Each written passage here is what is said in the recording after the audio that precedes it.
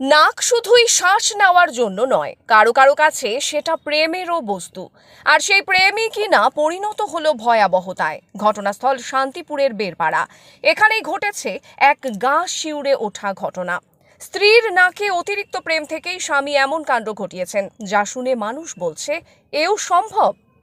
বাপনের মুখে স্ত্রীর সৌন্দর্য নিয়ে প্রশংসার শেষ ছিল না। মুখটা কি সুন্দর, নাকটা যেন একেবারে শিল্পকর্ম। হামেশাই এই কথা শুনে স্ত্রী মধু খাতুন ভাবতেন স্বামীর প্রেমে তিনি ভাগ্যবতী, কিন্তু কে জানতো এই প্রেম একদিন কামড় হয়ে তার গায়েই বসবে। বৃহস্পতিবার গভীর রাতে যখন চারিদিক ঘুমে আচ্ছন্ন, তখনই ঘটে বিপত্তি। ঘুমন্ত স্ত্রীকে চুপিসারে দেখে প্রেমে পাগল স্বামী বাপন শেখ নাকে এমনভাবে কামড় বসান যে নাকটাই ছিঁড়ে ফেলেন। শুধু তাই নয়, পালাতে গিয়ে স্ত্রীর আঙুলেও কামড় বসিয়ে দেন তিনি। বাঁচার জন্য কোনো রকমে ঘর থেকে পালিয়ে থানায় অভিযোগ দায়ের করেন মধু। এরপর পুলিশ অভিযুক্ত বাপন শেখকে গ্রেফতার করে। বর্তমানে তিনি রানাঘাট আদালতের রাস্তায়। পুলিশ সুপার আশিস মৈত্রের কথায়, অভিযোগ পাওয়ার পরেই আমরা পদক্ষেপ নিয়েছি। মধু জানিয়েছেন, স্বামী মাঝে মধ্যেই বলতো তোর নাক এত সুন্দর কেন, তাই আমি ওটা খেয়ে নেব।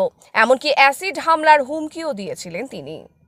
ঘটনার পরে স্ত্রীর মা রেশমা বেগম বলেন, আমার জামাই যে এমন ভয়ঙ্কর জানলে আগেই মেয়েকে বাড়িতে নিয়ে আসতাম। বর্তমানে এলাকা জুড়ে আলোচনা একটাই, প্রেম যদি অতিরিক্ত হয় তবে এমন নাক কাটা পরিস্থিতিও এসে যেতে পারে। এই ঘটনার পর থেকে বহু মানুষ এখন নাকের প্রশংসা পেলেই সন্দেহ করছেন প্রেম নাকি পরিকল্পনা। চমকে গেলেন তো? আপনি হলে কি করতেন এই অবস্থায়? গোপালপুর মিলে স্ট্রিট বাড়ি, আমার বাড়িতে থাকে। আপনার বাড়িতে মানে আপনার বাড়ি কোথায়? আমার বাড়ি বেরপাড়া, কলমদাটি। আচ্ছা, আপনার নিজের বাড়ি আর কি? আমার নিজের বাড়ি। সেখানে আপনার স্বামী আপনার সাথে থাকে? হ্যাঁ, আমার সাথে থাকে। কি কাজ করে?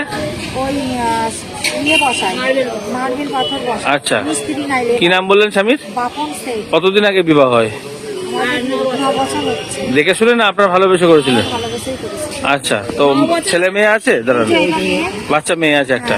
তো কি ঘটনা, কি কারণে বলে আপনাকে? মানে টাকা আনার কথা বলে বাপের বাড়ি থেকে, নাকি কি বলে? যখন টাকা আনার কথাও বলে না, কিছুই বলে না। ও মদ খেয়ে আমার উপরে এমনি গলা টিপে ধরে, প্রতিদিন মদ ধরে এইটা করতে যাই, গলা টিপে ধরে। একটা কারণ তো কিছু বলে, আপনাকে সন্দেহ করে? হ্যাঁ, বা কিছু?